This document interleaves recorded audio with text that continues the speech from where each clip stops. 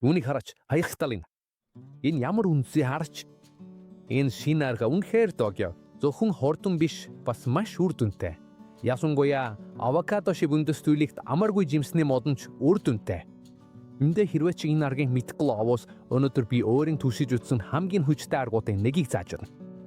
Тиймээс цагаа үрэлгүй эфизэ. Юуны өмнө бид үржүүлэх гэж байгаа жимсний модоос сонгоно. Энэ удаа би залуу авокадо сонгосон. Өчрөн хашаанда олон авокадод болгох гэсэн. Дараагийн алхам бол энэ давхар үржүүлэх хийхэд саад болох мөчр ишийг цэвэрлэх юм. Одоо бид давхар үржүүлэх хийх хэсгийг тэмдэглэнэ. Бид ойролцоогоор 2 инч буюу 5 см орчим заюулдана. Нийтдээ би мөчрийн эргэн тойронд ойролцоогоор 8 ширхэг боолт жигд байрлуулна. Ихтэй үүнээс өмнө маш энгийн нэгэн арга хэрэглээ. Бид бүх боолтыг алой верийн навч руу хийж архиудах нь. Ингэснээр боолтууд мөчрийг нэвтлэхдээ хэсэгчлэн ариуд гэрдсэн байгаа орно. Одоо эрэх чангалагч ашиглан бид тэмдэгчсэн хэсгийн дотор бүх боолтыг санамсарлуу байдлаар хийж эхэлнэ.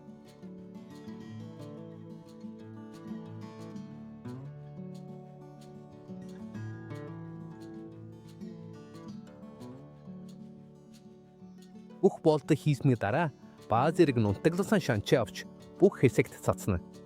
Энэ нь шархыг боломжит өвчин нүүсгэгчээс хамгаалахад туслаа. Одоо нэг удаагийн аяраг.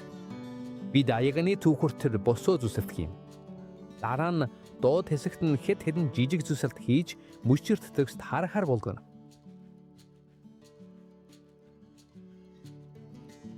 Одоо аягийг баярлуулсны дараа дотор нь дүүргэж байх үед унхаас сэргийлж бага зэрэг боостор тогтооно яг ийм байдлаар.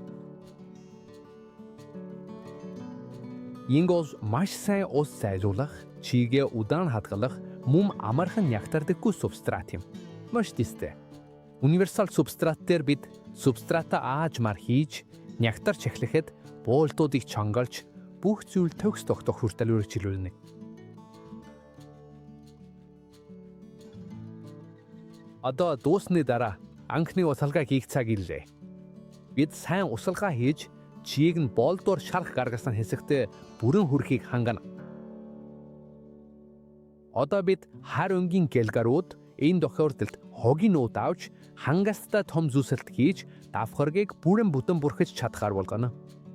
Ингэснээр бид чигийг илүү сайн хадгалж дотор нь дурлаан температур үүсгэх боломжтой болно. Энэ нь шинэ үндэс үүсэх хөгжихөд төстэй.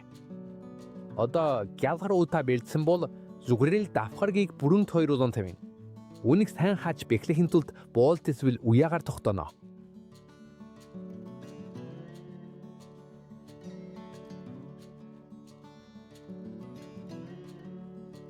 Энэ аргын арчилгаа маш энгийн. Тодорхой хугацааны дараа давхаргын дээд хэсгийг онгойлож хөрсний чигийг хадгалахын тулд баг зэрэг ус нэмнэ. Яр нь 10 хоногт нэг удаа хийхэд хангалттай байдаг. Гэхдээ хэрвээ маш халуун байвал бүрэн хадахаас өмнө нь арай эрт шалгаж явахыг зөвлөж байна.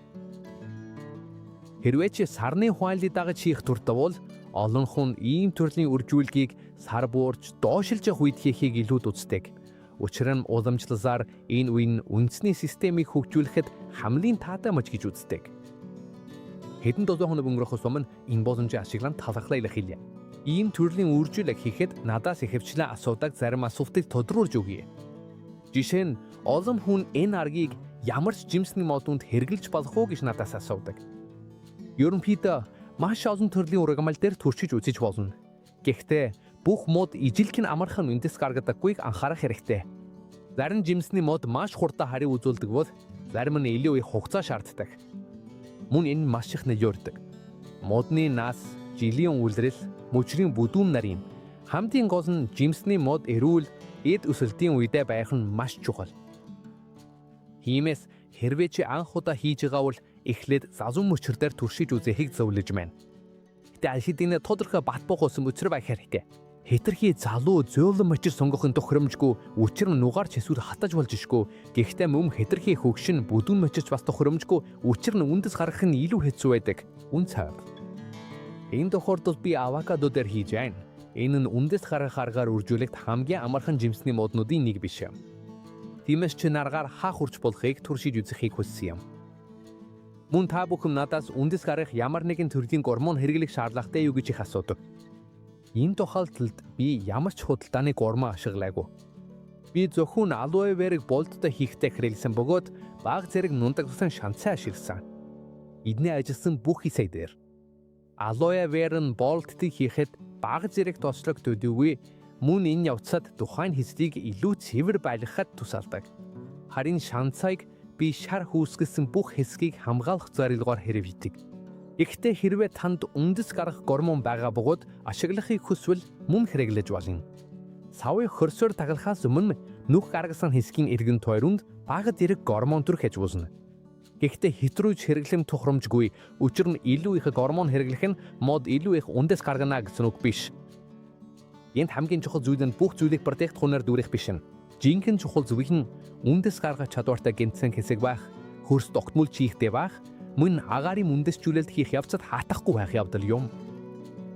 Одоо 7 хоногоос илүү хугацаа өнгөрч энэ шин буустай арга үнэхээр ажилласан эсхийг шалгах цаг ирлээ.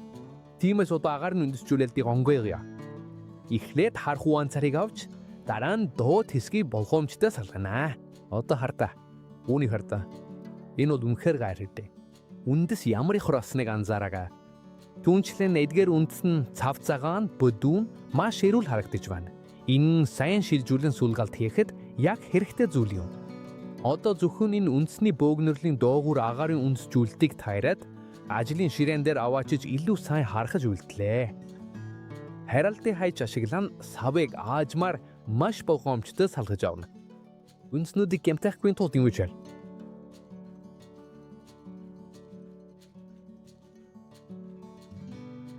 Одоо суулгах цаг нь бухтлаа.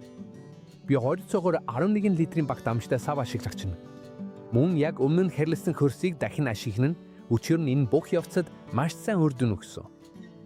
Нөх ухаж агаарын үндэсжүүлэлтийг хийж сайн тохроо ажигууд эргэн туйранд нь хорсоор дүүргэнэ. Гараараа зөөлөн дарж тогтвортой болгоод дараа нь сайн усална. Одоо маш чухал үе эхэлж байна. Энэ бол дасан цогцох хугацаа юм. Энэ шин мод одоогоор маш залуу бөгөөд үндэс нь дүнгэж бүрэлдэж эхэлж байгааг анхаарах хэрэгтэй.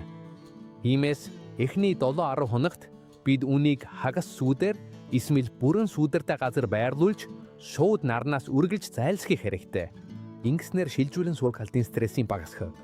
Мөн шин үндэснүүд их маднуусаа бүрэн хамааралгүйгээр шин амьдралдаа дасан зогцох хугацааг олгоно. Ингээд маш энгийнээр бид шин жимсний модтой босах боломжтой. Энэ нь шуурганы арга бөгөөд хийхэд хялбар бараг хүн бүрэн гэрт байдаг материал ашигладаг, мөн та харсанчлан үнэхээр гайхалтай үр дүн өгөх боломжтой. Одоо сэтгэл хэсэгт бичээрэй. Та айл усаас үзэж байна вэ? Мөн энэ аргыг ямар жимсний мод дээр туршиж үзхийг хүсэж байна вэ? Энд хүртэл үзсэнд маш их баярлалаа. Хэрвээ энэ видео танд таалагдсан бол лайк дарахаа, хуваалцахаа, мөн дараагийн видеонуудыг алгасахгүй тулд сувагт маань бүртгүүлэхээ битгий мартаарай. Дараагийн удаа уулзлаа. Том твэс тийж би. Баяр та.